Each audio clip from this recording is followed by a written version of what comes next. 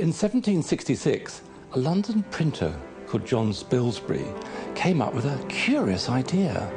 He took the world and carved it up. Spilsbury's dissectable map was the world's first jigsaw. By the mid-18th century, give or take a few missing pieces, the world had been discovered. Now, with the world at their disposal, Georgian Britons would travel underground and overland, across oceans and continents, to discover the riches that would fuel a revolution. This revolution would make the modern material world, and it started at a very peculiar place, at the tea tables of Georgian Britain.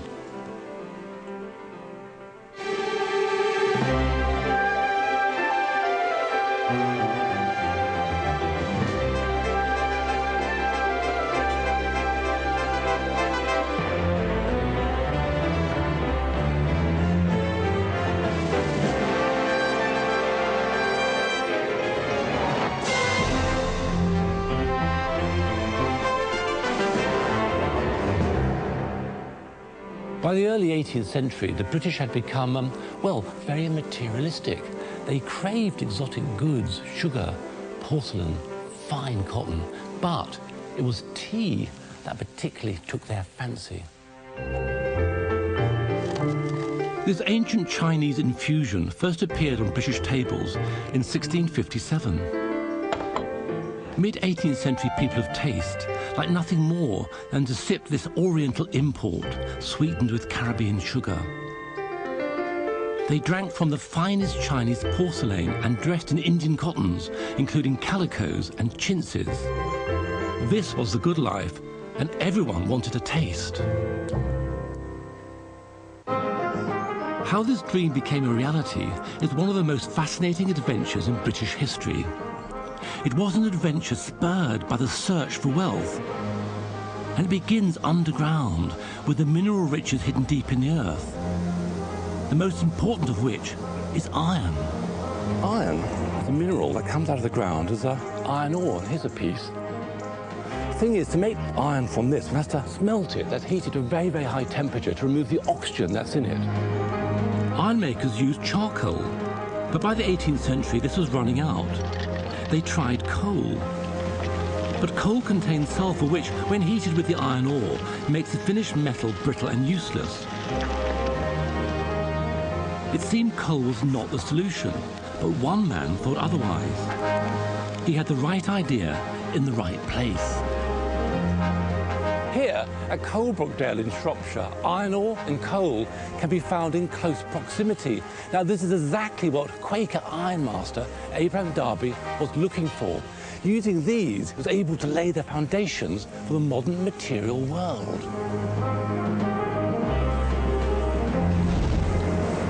This is coke, which essentially is coal processed to remove the sulfur.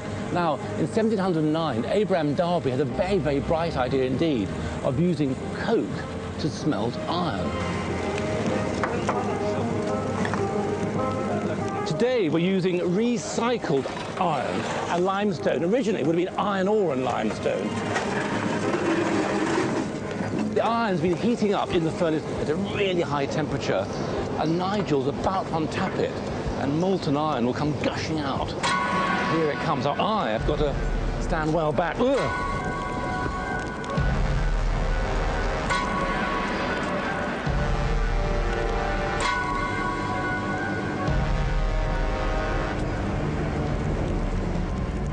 This is a pig mould in which pig iron was cast. It's called a pig for a very simple reason. It looks rather like a pig with little baby pigs feeding off it.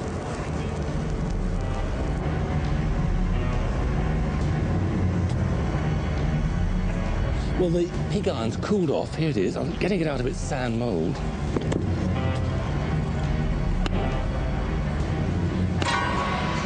And here it is. Good, strong, usable iron, just as Abraham Darby would have made it. Darby's coke-smelted iron made strong, cheap pots and pans available to all. New techniques improved the quality and reduced the cost of iron. Within 50 years, Coalbrookdale became one of the most industrialised places on Earth. Britain went iron mad, and no one was madder about iron than John Iron Mad Wilkinson. He was a foundry owner at Broseley, near Coalbrookdale. In fact, if it could be made with iron, Iron Mad made it. He played a key role in building the world's first iron bridge, and he built iron railways, iron boats, and even iron buildings. People dismissed him as a dreamer. They were wrong. 18th century ironmasters like Wilkinson and Derby laid the foundations of our modern metallic world. But more metal meant more minerals, and mining them was proving a problem. Much of Britain's mineral wealth lay deep underground, in mines continuously flooded, like this one, this tin mine in Cornwall.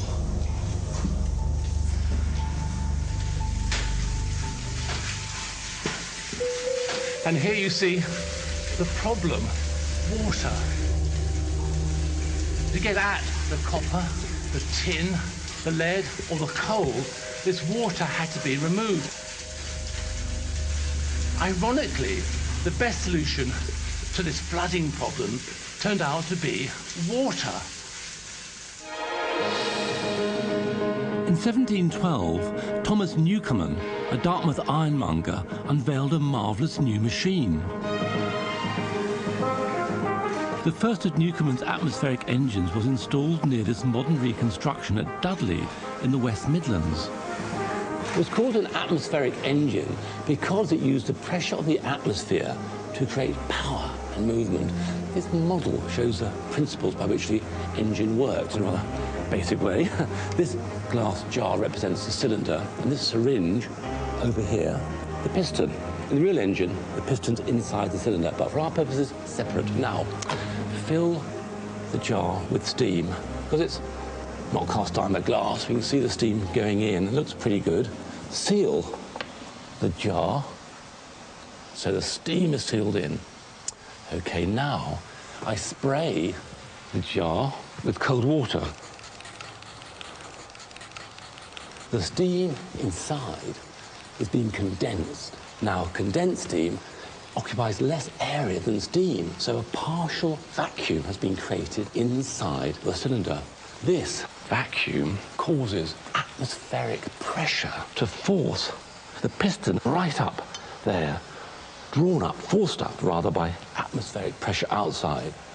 That is how this amazing machine used water and heat to create movement and power. Quite fantastic at the time.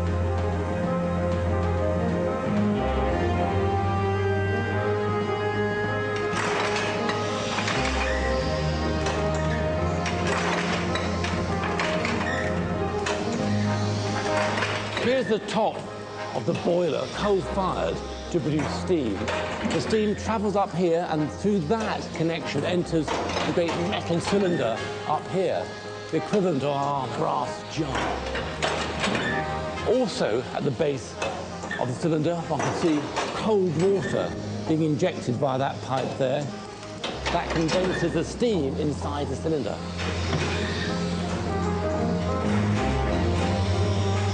Piston goes down, pulls the great end of the beam down with it. That's the action that works the pump, removing the water from the mine deep below. Really amazing stuff, this.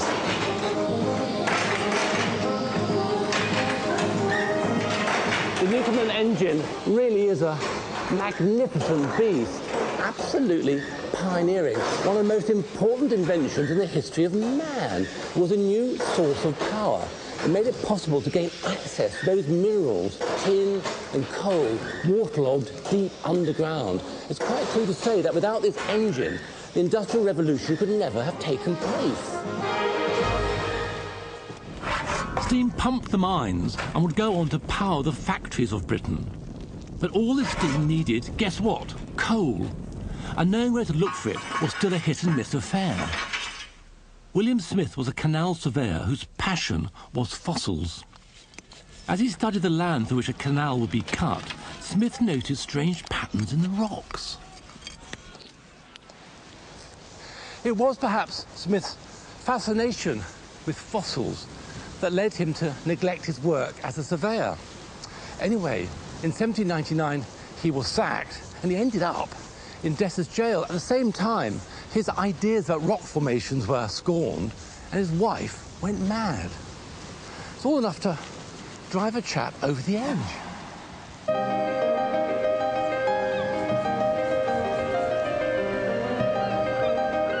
Smith took refuge here, Scarborough on the North Yorkshire coast.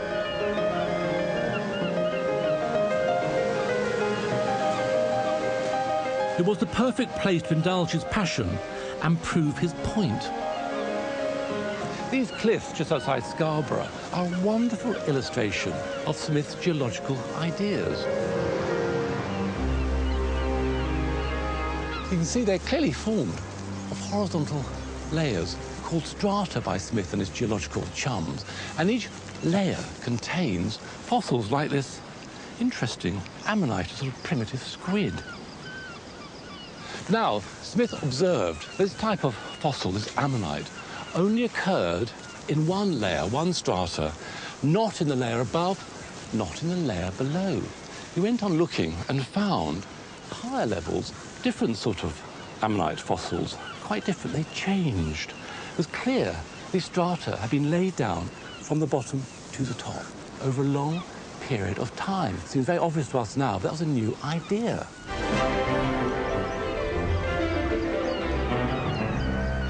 Smith's work provided the first scientific evidence that the world was created over millions of years. It wasn't just of abstract interest. Smith recognized that if the layers of strata always occur in the same order, then it was quite possible to predict what lies deep underground.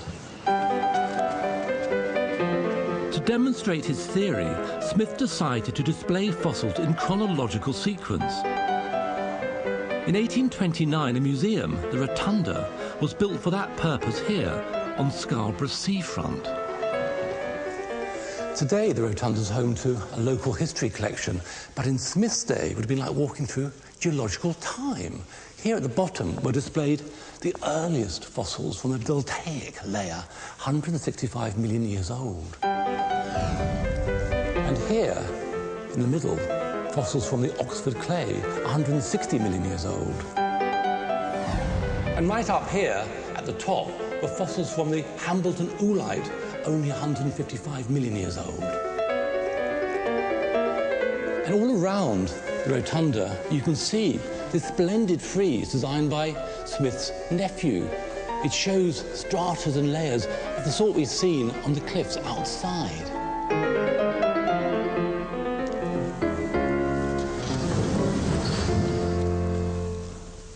And this is William Strata Smith's legacy, a project that started with cutting canals, ended with a new vision of the world.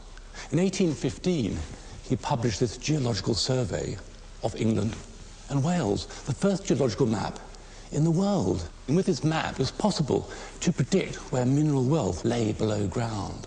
It's very moving. This man, working alone, underfunded, created a key to the wealth of the world. Incredibly, it's not very different from the current geological map of England.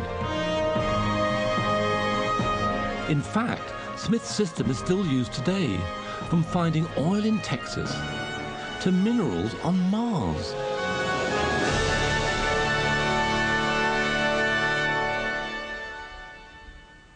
But despite the best efforts of men like Darby, Newcomen and Smith, there were some things, like tea and cotton, that could never be grown, produced or found on British soil.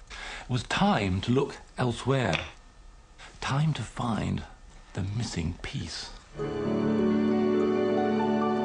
For Georgian geographers, that missing piece was the southern continent. Some believed that to balance the land in the north and stop the world from tipping over, there must be a huge continent in the south. On the 25th of August 1768, a former coal ship sailor from Whitby set sail on a voyage that would change the world. Captain James Cook's mission was to make an important astronomical observation on the 3rd of June 1769 from the island of Tahiti in the South Pacific. It was hoped that by observing Venus passing in front of the Sun, it would be possible to measure the distance from the Sun to the Earth. But there was another secret agenda. Secret instructions from the Admiralty ordered Cook to sail south in search of the fabled southern continent. This was a materialistic mission. Its aim, new colonies, commodities, markets. Cook failed to find the southern continent. In fact, he was convinced it didn't exist. Instead, he sailed on to New Zealand and the unvisited east coast of Australia. On the 19th of April 1770, land was sighted.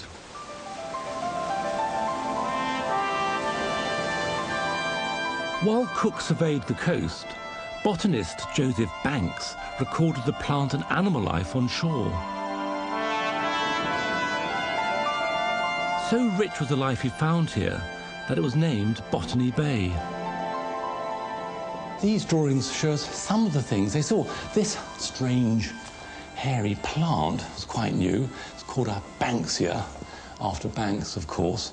And this drawing is a fleeting glimpse of a kangaroo. Banks was particularly fascinated with plants that he reckoned would have a practical or economic use back home. For example, this New Zealand flax, which the Maoris used to make baskets and is now a common garden plant. Or, more particularly, this eucalyptus, now used in everything from soap to sellotape. Cook's voyage filled in the missing pieces in the map of the world. It marked the end of the age of discovery and, for the native peoples he encountered, the end of the world as they knew it. It also sowed the seeds of the modern global economy. And it was Banks, the on-board botanist, who would help this economy to blossom.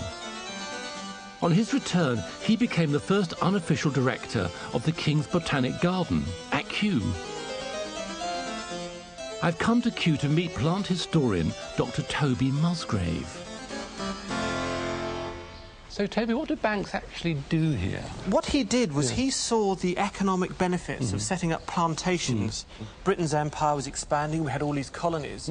So he said, well, why don't we put plantations in all these colonies, take plants from A and transfer them to B, and we can make a lot of money. This is a really, really big idea. So, in fact, he saw the whole potential of the empire as a place really for gathering and nurturing plants. He sent out this series of men called the plant hunters, these nutters, basically went around the world, North America, South America, Australia, and they brought back all these plants. Some of them are beautiful, some of them are garden plants, like geraniums are a great one there, South African. We have things like the monkey puzzle that came from Chile. One of the areas that Banks saw great potential for was tea, this plant here. Oh, this one here.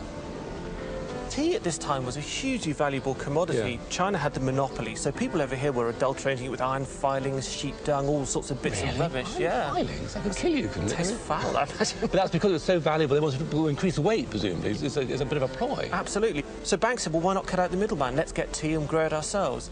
He couldn't get them from China, but he managed to get some plants from India and try to establish a tea industry in India, which actually happened later in the 1850s, and we still get a lot of our tea from India today. So all of this wonderful kind of beauty is driven ultimately by commerce. Green gold. Green gold, yeah. But the biggest cash crop of all wasn't green. It was white. Cotton. By growing cotton on colonial plantations using slave labour, this exotic luxury would become an everyday essential. From America and the West Indies, cotton was taken to Liverpool and on by canal to mills, like Quarrybank Mill near Style. Quarrybank is now a museum, and Val Bryant is their expert on textile history. This is the cotton in its natural state, isn't it? This is the cotton bolls where they get picked, so we get this raw cotton. And when cotton came in, we didn't know really how to prepare it, so we treated it just the same as wool. So hence you get the word cotton wool. Cotton wool, of course, yes. The cotton wool was teased out and spun into a long, thin thread. To weave the cloth, this was then placed in a shuttle and thrown back and forth between threads strung on a loom. But weaving was an awkward job. The weaver needed long arms to throw and catch the shuttle across a wide piece of material. Oh, and that's the sort of basic problem. Just like that, it falls on the floor because your arms aren't long enough. In 1733, a weaver called John Kay took out a patent for a device that would have dramatic results.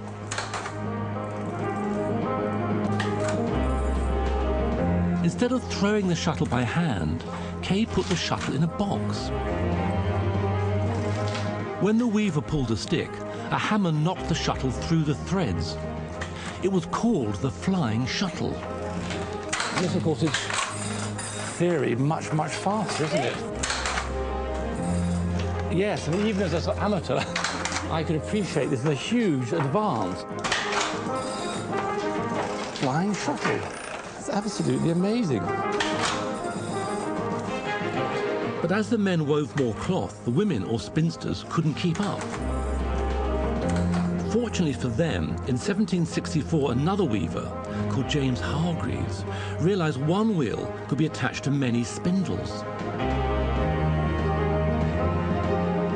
He called it the spinning jenny, meaning the spinning engine. The legendary spinning jenny. I never imagined I'd ever see one, actually. I mean, it's a machine for mass-producing thread, really. That's it, isn't it? Yes, because you're getting now one person spinning 16 threads. And presumably this could be extended almost infinitely. It could be 20, 40, 60. Yes, it did develop to more and more spindles. It's really now taking the spinning out of the cottage system. So you're having building of mills like Quarry Bank. This is the beginning of the modern world of mass production. In the 1780s, new technology took steam power to Britain's mills. Cotton cloth, once an expensive import, was available to all. By the 1830s, thanks in large part to cotton, Britain was the richest nation in the world. But it was an exhausting business. By the early 19th century, workers like these at Quarry Bank Mill were spinning and weaving for 12 to 14 hours a day. What they needed was a break.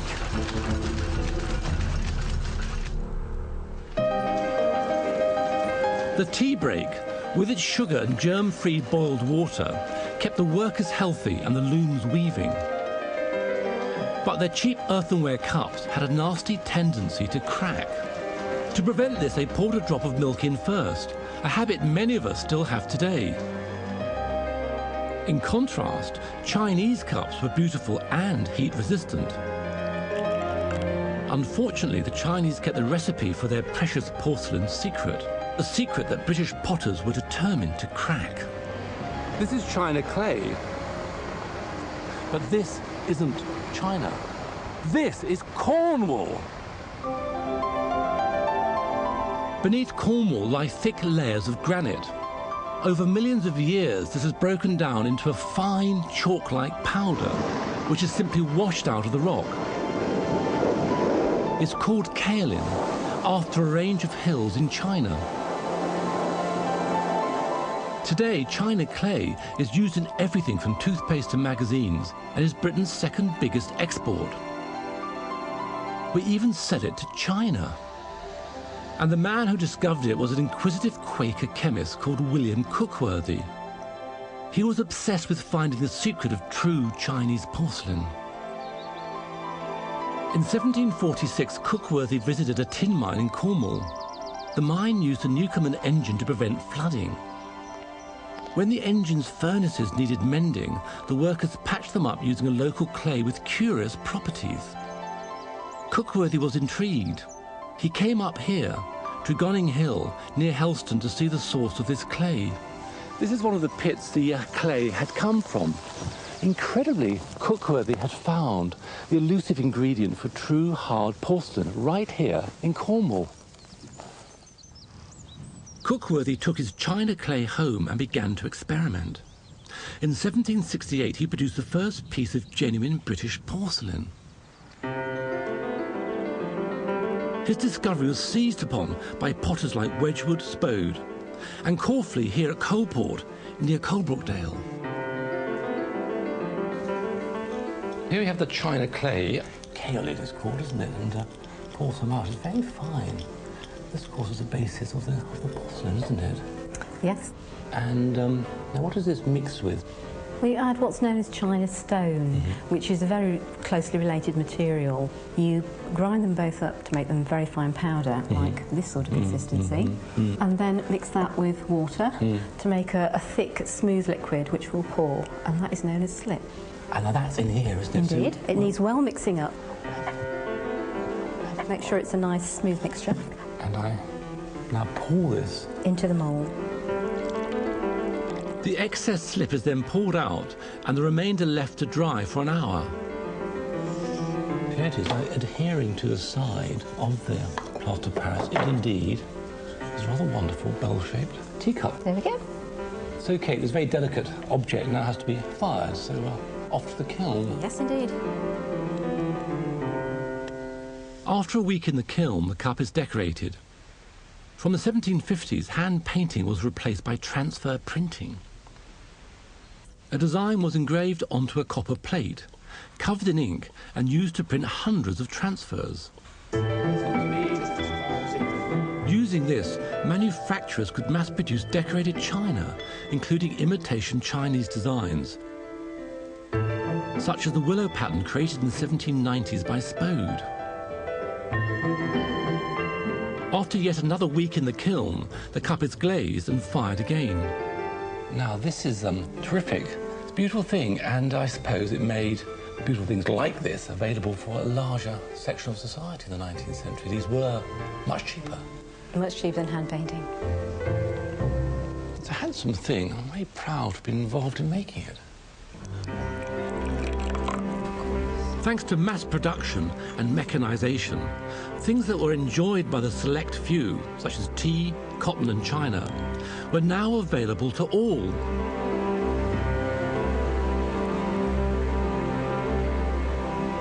The British taste for exotic goods like tea, cotton and china inspired a revolution.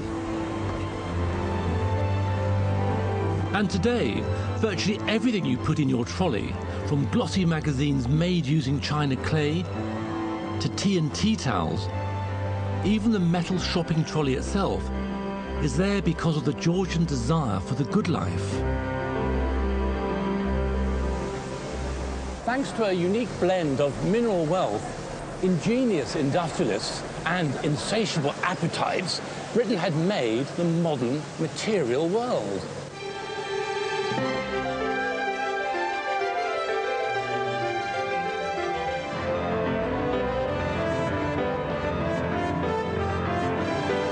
You can obtain a free poster map of Industrial Revolution sites and events, plus details of all Open University programmes by calling 0870 900 0352 or visit the website at bbc.co.uk/history.